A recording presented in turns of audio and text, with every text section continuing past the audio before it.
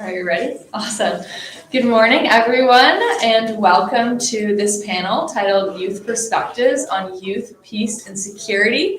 My name is Eliza McGlashan. I am a Program and Impact Associate here at the International Organization of Youth and International Youth Conference, and I'm also a second-year Political Science and Statistics student at the University of California, Los Angeles, and I will be moderating this panel today. I'm so excited to be here and to be joined by you all. The topic that we're going to be discussing today is peace building and the real effects that conflict have on young people's lives and people's lives in general. I think today in the world that we're living in, it's so easy to become almost desensitized to mass violence and large-scale violence because we have such horrifying news and graphic images and these videos right at our fingertips. And I mean, I speak for myself, I get like a New York Times notification that just makes my heart drop like every 30 minutes. And I think that's a reality that a lot of youth are experiencing these days, and that needs to be acknowledged because I think a lot of people are losing sight of the real lives behind the numbers that they are getting on their feed every day.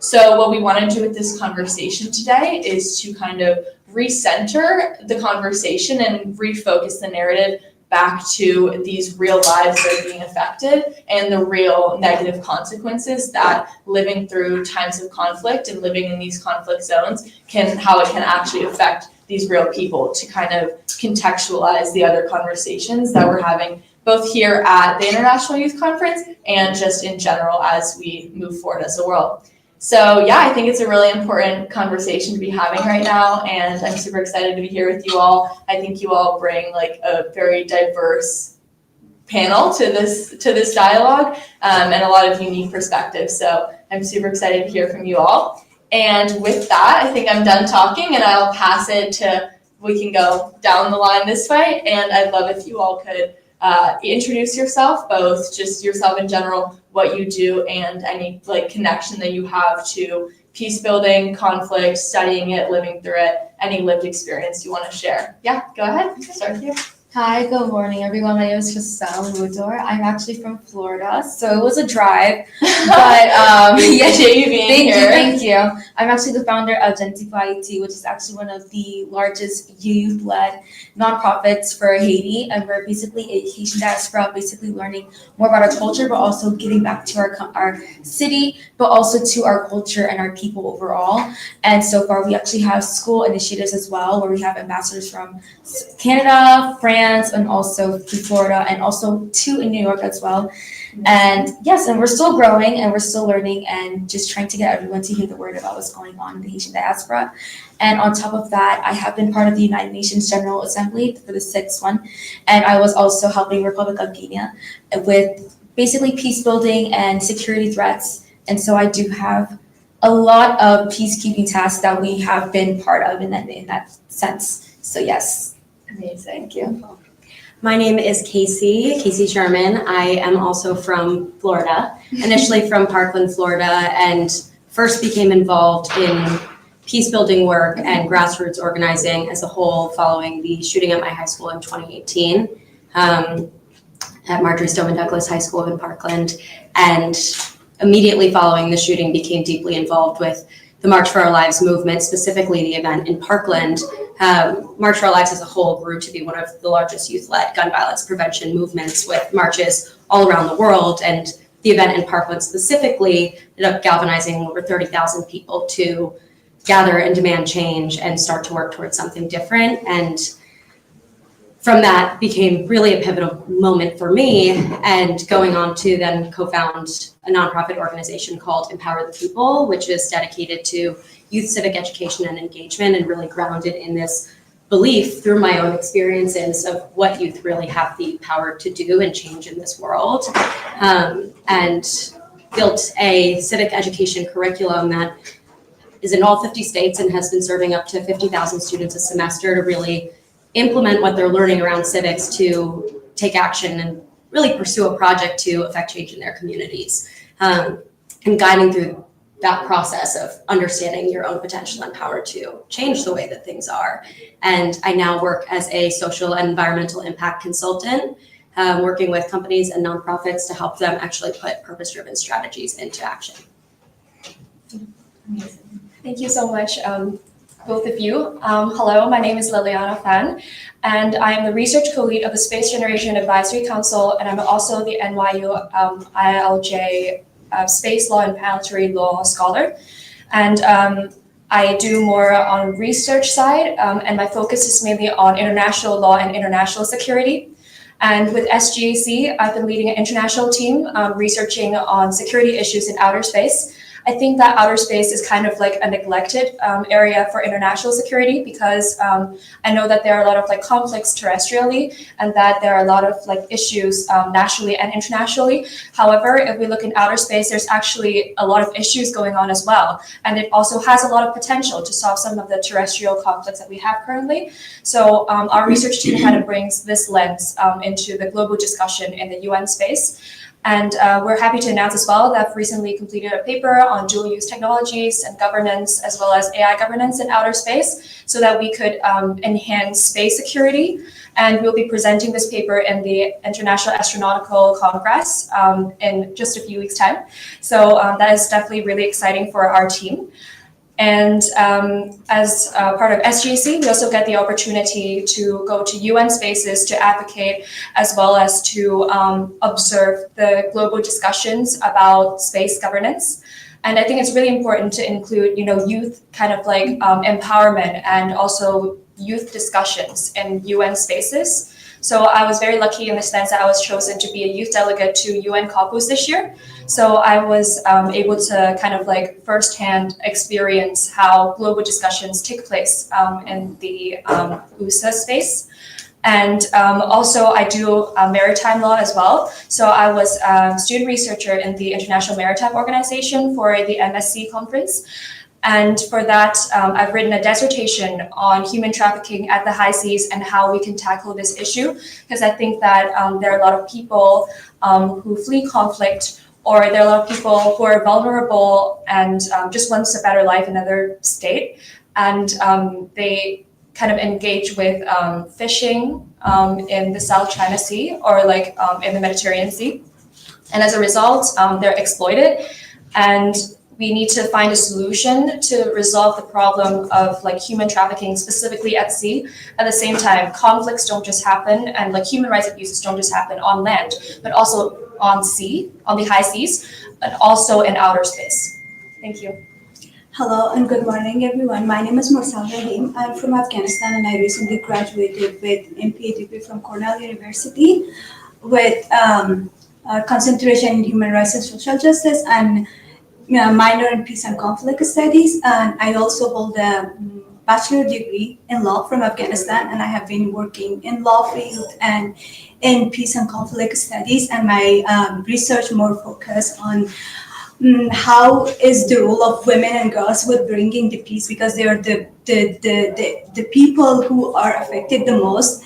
And also I am doing more legal work as well, and more refugee and resettlement and immigration work as well. And yeah. Amazing. Thank you guys all so much for giving some context to the viewers of what backgrounds you guys are coming from. Like I said, I think we have diversity of backgrounds that's going to really make this a fruitful conversation. So that's amazing. I want to touch on something that I think Liliana briefly mentioned about youth-specific role. And I think that's something that I heard across the panelists is the kind of unique challenges that the youth are facing, whether that's the prevalence of school shootings, which is a huge issue in gun violence in general, or space security and AI in a world that we're growing up in where this is a more prevalent issue than it has been in generations past. And I think the youth are bringing a unique perspective to this dialogue as people who are growing up in this kind of new age. So I want to ask you guys, in regards to each of your personal experience, what unique role or essential role do you believe that youth can play in these issues of maintaining security and building peace that maybe hasn't happened in generations past, or maybe is just more prevalent for the youth of today's age? So maybe if we can start down there and come back this way this time. Yeah, for me, so I want to say from my own experience, like how youth can play a huge role in bringing peace and in the conflict area, or like being involved in decision and in the future of the country. Because when I was growing up in Afghanistan, it was a time that the Taliban left Afghanistan the first time. It was 2023, 2024. And we were growing up with, oh, you're the future of this country, you would build this country, you will rebuild this country, and you would be the huge part of bringing peace to this country, and you are the hope and future of this country. And it was just something that they were telling us. It was, we didn't know like how we could play a role as a young generation, as a kids, as a girl. It is more, I don't want to be this word, you are part of this, and we care about you, but you are not actually in the decision making. When you are not actually involved when it comes to a policy or to solving an issue or supporting a youth to like be part of a decision or part of a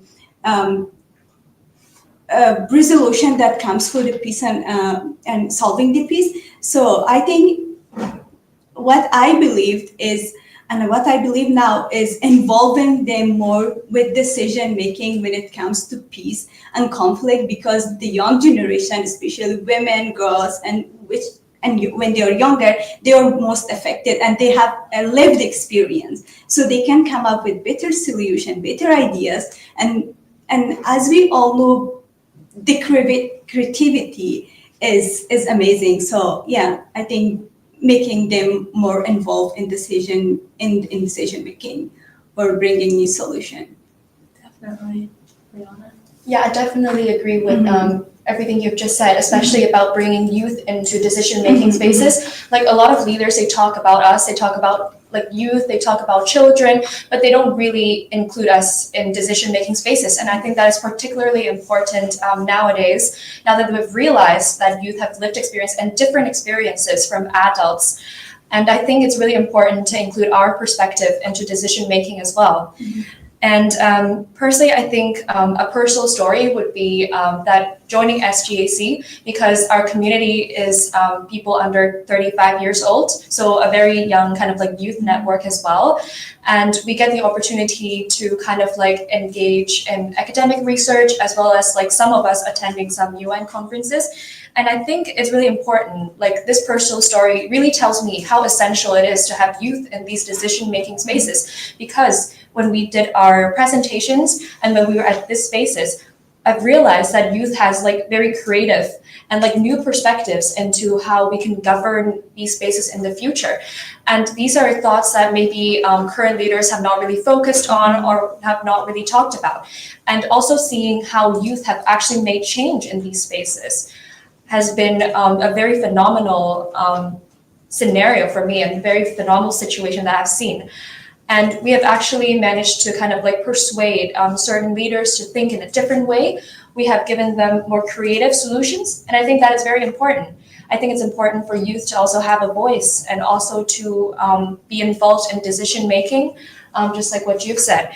And I also want to touch a little bit on the IMO. I've realized that when I was in the IMO, there were way fewer youth than I was in like the outer space conferences, which to me is kind of a surprise, because space is kind of like a newer governance compared to maritime. But when I was there, it was just full of a lot of like middle to old aged kind of like men making these decisions. And to me, as a young woman there, it was actually difficult for me to even talk to anyone to begin with. And for that, I think it's important. You don't just talk about youth, you speak to them, you know, you actually listen to what they have to say about how we want the future to be. I think it's an interesting question, because if I think about my own experiences, you know, starting immediately on the front lines, so deeply immersed in conflict and this idea of peace building and building a coalition and momentum with other young people, that I feel like it's almost as you progress, and especially, you know, once you move to higher levels of decision-making power, it's really easy to become disconnected from the people on the ground who are actually experiencing those things, and creating better pipelines where you have those relationships and you are deeply immersed with those people and in those places is something that takes a proactive effort to do, and something that if it's not an active part of the process, you're gonna miss it and you're gonna lose that connection. And I think the other thing for young people is, yes, they deserve a seat at the table, and there are people, in decision-making power who need to be inviting them in. But also, I think for young people, the other piece is helping them to understand, for those who aren't already involved in these spaces, that they deserve to have a seat there, and that their voice does have weight and power, and that yes, there is weight to experience in terms of professional longevity in your space, but also your lived experience counts for a lot, and it allows you to see things that other people don't, and really, really materializing the power in that and helping other young people go through that to have their own journey of self-discovery and self-actualization, in a sense, is the other half of that. Totally. I would have to agree. I agree everything what everyone said so far. I also believe that the misconception is that every delegate or youth leader or consulate, they like to say that we are the next generation or you're the future next generation. But I like to say we are the generation now. It's time to act now. It's time for us to be in these conversations, but not only in these conversations, but also have more access to resources, accessibility overall as well. I realize that it's not just because a lot of us might have the resources and things of nature, but I also feel like there's so many stories that are being unheard as of right now, especially the youth. Only 12% of youth stories are actually responded or actually talked about in the UN United Nations. Even in the United Nations General Assembly, only 12% are actually mentioning youth and also women as well. And that's kind of a concern because like everyone said so far, that we are also the most productive, youth and women have the most productive voices, not just voices, but also more of decision-making and also peacekeeping tasks as well. And so if we allow more of ourselves to be in those spaces, and also to like she said, Casey, to allow us to actually have and let everyone know that they have a seat at the table, then we'll be having more productive talks and more productive things that can actually go on. And even in the resolution 2535, they even allowed where they actually invested into more money to give back to the community and to give back to countries that does not have access for you to be able to come into these spaces. And that's why I think it's beautiful. And I think we can expand more onto that to even places where there is, for example, for me personally, I've seen gun violence become a huge thing, gang violence as well, where over 50% of children right now are actually part of gangs. And it's actually something that hasn't really been talked about or been put onto the press, but not only just more exposure, but more of us allowing more things to happen in regards of getting to a point where we can say, okay, this is not only just a concern, but this is something where we're gonna have to fight. And if we're gonna fight this, we're gonna go in with all that we have. And so that's how I believe in it. Amazing. Yeah, thank you guys all so much for your insights. I think that you all are such prime examples of these young change makers who have made it into these spaces. So I think it's really great to hear all of your insights, especially as a panel of all young women. I think that it also brings a specific insight, which is really special to me to be around.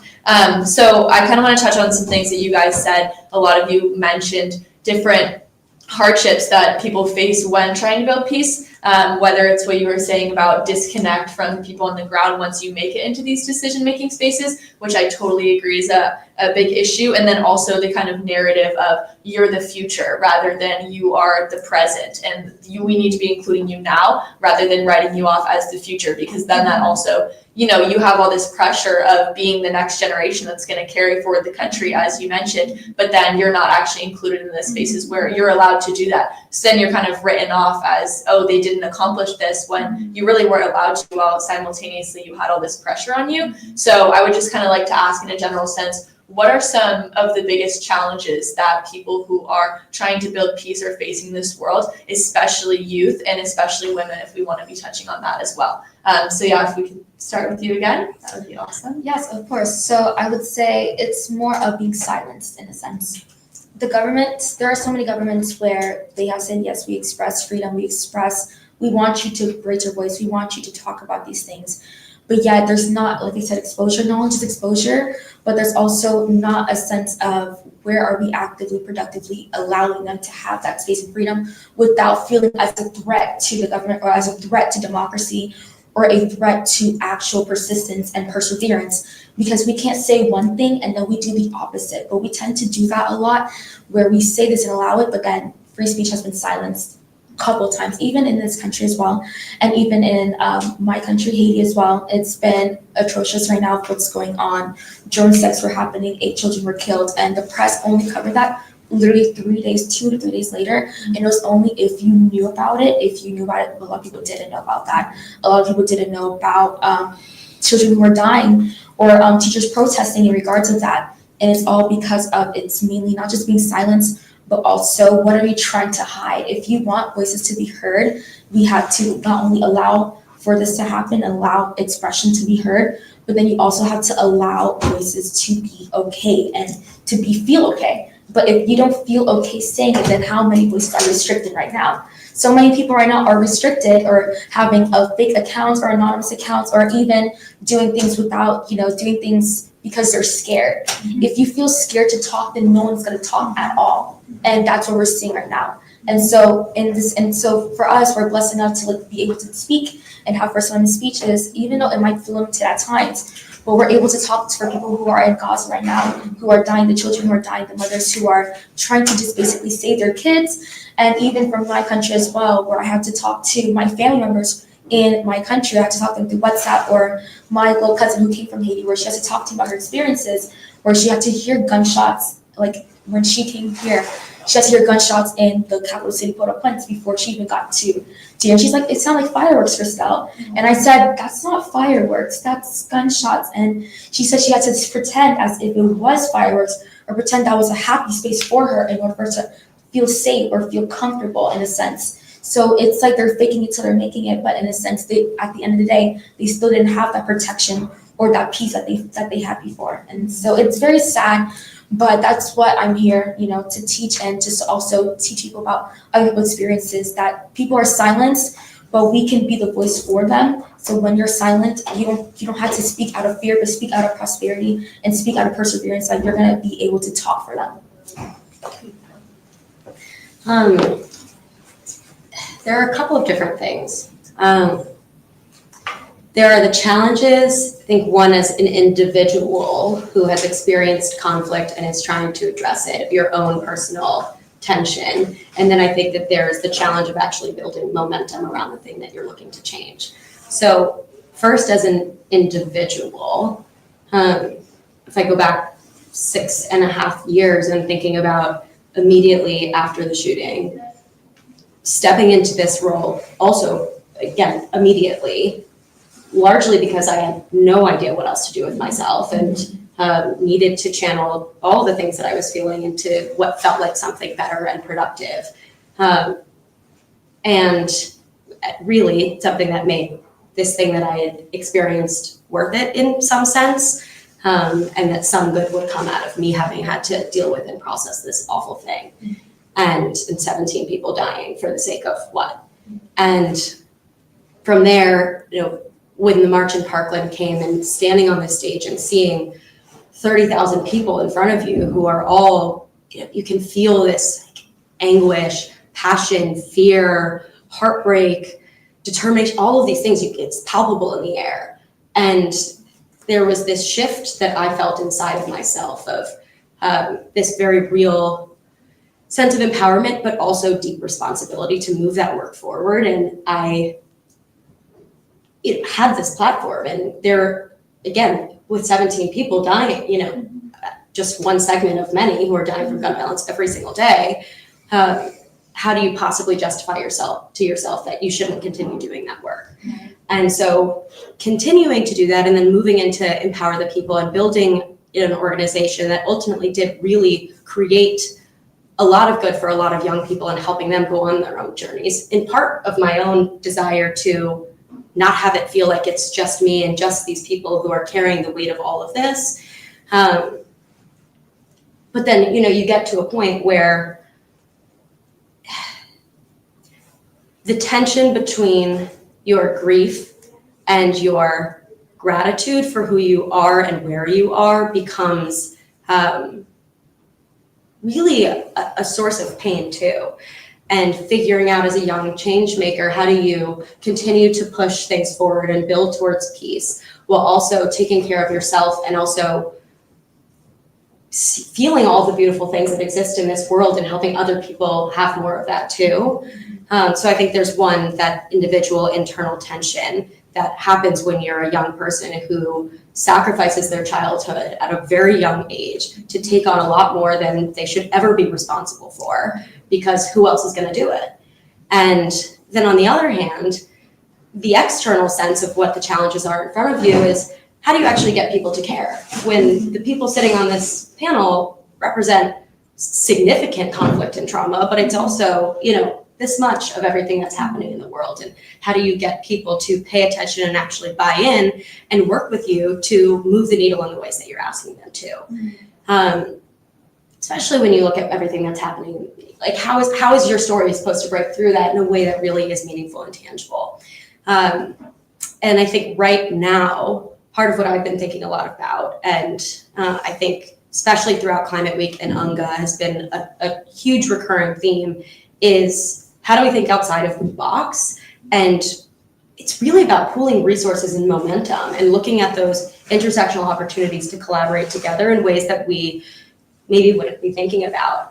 And if you are, looking at, say, building a greater economic opportunity for women, but also looking to shift agricultural practices in a rural country, there's overlap between both of those things. And taking the resources that exist in one and the other and building a coalition together. And I think it really it requires some fundamental shifts in the way that we, especially in the nonprofit world, are trained to compete for resources. So it's a much larger conversation too, and an ongoing one. Yeah.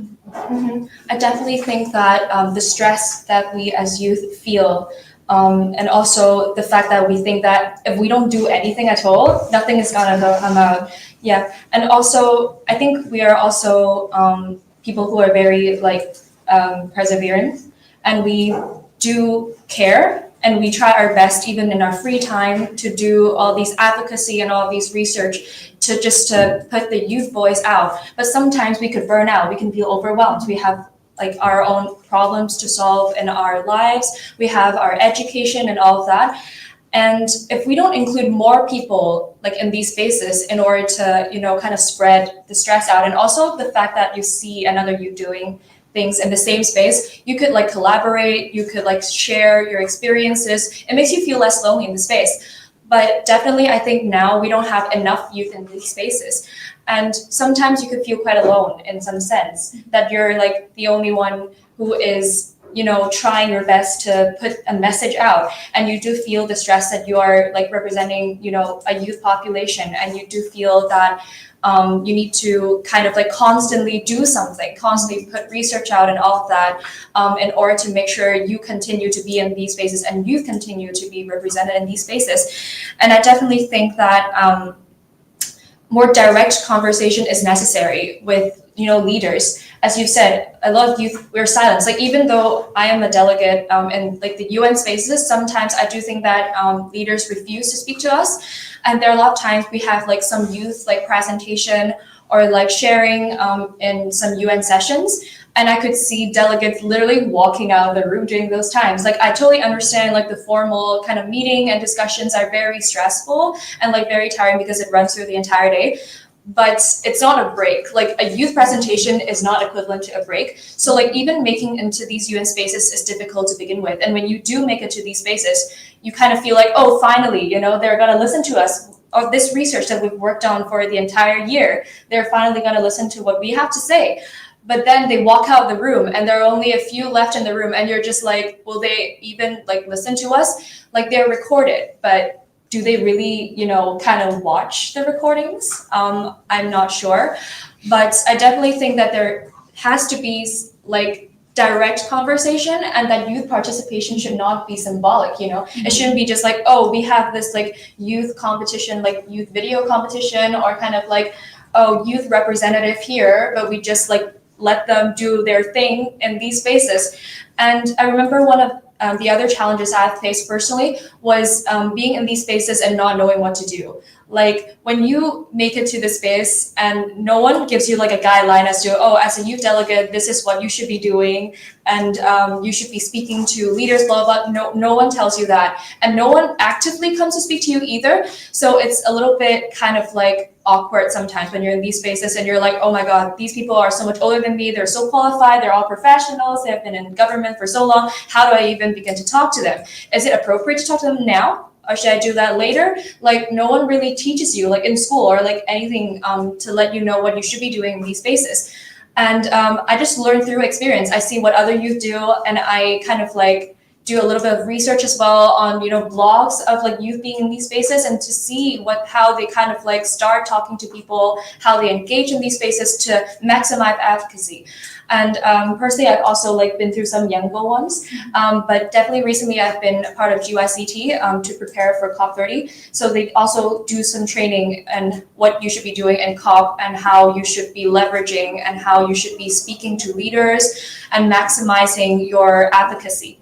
And I think we should definitely expand this kind of like initiative to other kind of like spaces, not just in climate change, not just in COP30, but also like our regular kind of engagement in the UN, how we should be engaging as youth, because I definitely think it's a new thing that they have added, like youth delegates and all of that, like recently. So we should definitely be looking to increasing like training for youth who are passionate about this issue. It's once again our kind of like burden, I feel like, as youth to advocate for training for youth. But I definitely think that that is very necessary, and we're very much willing to share our experiences and willing to like let other youth know how we kind of engage in these spaces and how they could also be involved. And I think it's important, and thank you IYC for having this platform so that we could share our experiences and let other youth who are interested to know about like how we can engage in these spaces. Thank you. So in terms of like what challenges this youth and peace builders face is lack of trust. So it is so hard for us to build this trust that, okay, you can trust us, we can be part of this decision making, we could give idea, we could be creative because we have the lived experience, because we are the most affected ones. We would be the one that would be the future leader. So we will have this decision making in the future as well. Or for me personally, the other reason that I think peace builder face is security. They are they are scared of speaking up and talking about the challenges and the conflict that has been going on for a couple of years or for many years. I have friends that are living still in Afghanistan, and they are women and girls. They are very open to speak up. They are very open to advocate. But if they do, they are in the high risk of being killed or even putting them in the jail. So security is one of the biggest challenges that peace builder face. And also for me, if I am safe in the safe area that I can speak up about like peace building, conflict, it is the trauma that I have been through as someone who lived in the conflict zone, and also it lead to lack of resources. That if they don't trust you, if you don't have the security, it means you have lack of resources available to help you to be part of this peace building peace solution. So I think this is the challenges that you face when it comes to peace building. Definitely. Yeah, I mean, you all have such meaningful and moving stories to tell. And I personally, it's amazing to hear you guys speak about it. Just the personal notes, the fireworks story, and the hearing the speech and the way you talk about that. It's all very beautiful. So I appreciate you guys sharing your stories. I know there's a lot of trauma associated with these topics, but kind of to build off that, in these times of so much challenge and such hardships, what can motivate us and to give us hope? How can we inspire the younger generation and even youth who are continuing to be brought up? How can we inspire them to continue through these challenges? And what personally gives you guys the hope, especially as we were saying, as like the demographic who is most affected by this conflict? How can you continue to work through that and work through the trauma that living through conflict and working in conflict and fighting for a youth spot, how can you work through that personally and then continue to be motivated to fight for change? So yeah, just personally, like what inspires you, what keeps you fighting and keeps your hope, and if you have a success story or anything to share that motivates you, I'd love to hear it and I'd love for you to share it. So we could start down there again. For me, what's giving me hope and what's keep me motivating is the power of youth generation. We are, I don't know if I count as a youth. But yesterday when I was there and I saw people who are very young, they are very creative, very ambitious about what they want to achieve and what they are passionate about. And this is really giving me hope, like how passionate everyone is to be part of this solution, part of this decision, and the resiliency of the young generation and the youth, like how resilient they are, how they want to be the part of this change, part of this decision is what's giving me hope the most. Yeah, for me, it's definitely also seeing my peers in these spaces and making friends with them, and also knowing what motivates them. So like when we talk to each other, we say, oh, so like we recently went to this conference, we did this, we did that. And I'm just like, wow, that's so inspiring. Just like what you guys have shared. I'm like, wow, you guys do such inspiring and important work. And it's like seeing people like you and also my friends and my peers, like working towards a common goal of sustainability, of peace building. Like to me, that's very important. And that keeps me going as well, because I'm seeing, oh no, I'm not like the only one in these like kind of spaces. I'm not the only one who cares. And it really drives you. It really keeps you going. And also another thing is, I think we don't have a choice but to keep going. Like a lot of times it is difficult, and it's also difficult to kind of like acknowledge the fact that there aren't a lot of young people who are, you know, involved in these spaces. And you're just like, you have to keep going. You just have to. There are not a lot of people talking about a particular issue. There aren't a lot of people researching about this, but this is pressing and this is happening now. So you have to do something, you know, when you see that happening, you have no choice but to do it, you know. But also I think even though I've said we don't have a lot of direct conversation with like decision-making government officials, I do think that I have seen change like by youth. And that to me is very important, because I know that if I persevere, if I continue doing what I'm doing, there is a chance that I'll also be included in these spaces, and there's also a chance that my research or my advocacy will be listened to. It's about the chance of it being, you know, meaningful, about making a change. And I have seen like successful stories as well, like a lot of my peers, they publish research and then they make it into the UN spaces, and that they eventually become a government official, for example. And to me, I think that really keeps me going, to know that, you know, there is an opportunity for change. I think the first thing that I think about a lot is when we were running Empower the People, again, focused on civic education and engagement. You know, we had our semester and, you know, school year curriculum, but then we also had an additional summer extension for students who had started to work on their projects during the year and really wanted to build it into something more. And it's a small cohort of students who really wanted to continue pushing what they were doing forward.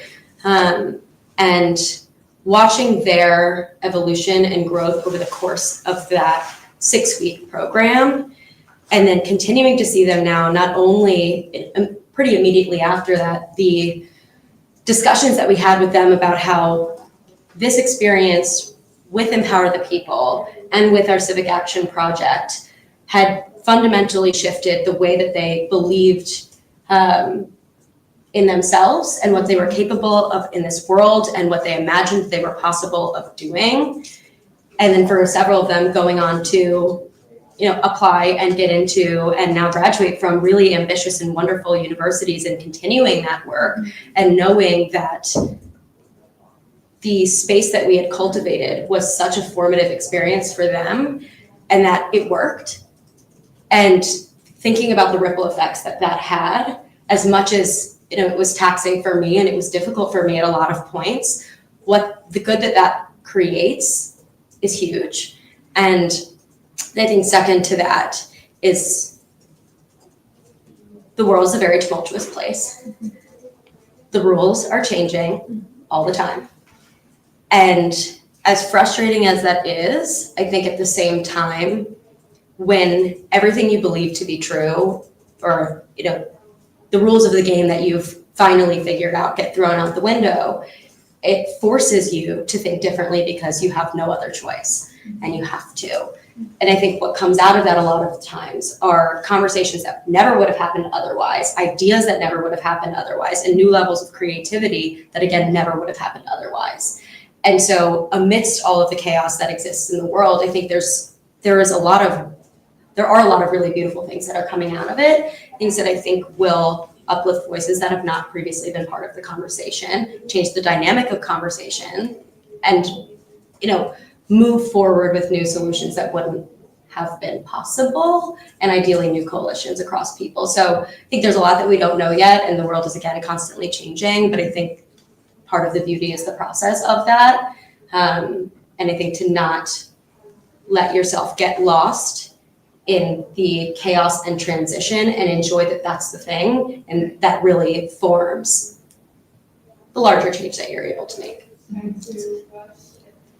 I was gonna say one thing I was thinking of when everyone's speaking is how important our voices can be, but in a sense of when I first started my nonprofit, I was only 18 years old, and I honestly didn't think that I could be someone who can be a foundation for other people and to hear and to get people's voices and advocate for everyone else. Because I was like, what can my voice do? What can I do? As much as, because not only the lack of resources, but also how to get yourself in those positions. And then I realized I told myself, and that's when I started TikToks and I started getting my papers ready to get, to be able to be tax exempt and organization and everything. And it costs a lot, especially if you don't have resources and things of nature. I was paying out of my own money. It wasn't anyone else. And then I was also doing things out of my own pockets and working a job just to go ahead and fund those things, and also able to go ahead and go out like to New York and things of that nature, all out of my own pocket. And someone came up to me when I started. It was a 14-year-old girl. Her name is June. She's probably watching this live right now. She literally told me, she said that I didn't even know this much about Haiti. I didn't know much about my own culture because her parents didn't really teach her much about it, but she learned so much through me. And it made me honestly think, like, even if it's one person can honestly make a whole lot of change. Change doesn't have to be just like on a global standpoint. It could be also in a community, in your college, in your institution, wherever you are. It doesn't have to be a huge thing. If it's just one person that you affected can ripple effect, and now other people are now affected through what you're doing. And I realized that, like, it doesn't have to be a huge big thing, but once you see the amount of people, once you see that you're getting someone to hear you out, and it can go big from then. And that's honestly something that makes me really happy to see. And that people are now taking their own voices and now putting on TikTok, Instagram. Having social media is really important too. And nowadays, I really believe that social media is one of the big perspectives, one of the big things that we have in order to go ahead and get our voices out there. And so seeing that and now being able to reach many people, that's what makes me happy. That's what makes me say, this is worth it. Doing this is worth it. Even if it's a small organization, it's still worth it because someone out there is listening, someone out there is learning, and someone out there is willing to contribute just as much as you want to contribute to your society. Someone is willing to go ahead and go forward with what they have. And if it's not a lot, you can make a lot with what you have. Totally. Yes. Yeah, I totally agree with everything you guys have said. And I think a common theme that I heard across all of you is the importance of, first of all, feeling like your voice is heard and that your story is being received by other people, and also the importance of hearing other people's stories kind of as like a mutual, inspiring, like self-fulfilling circle.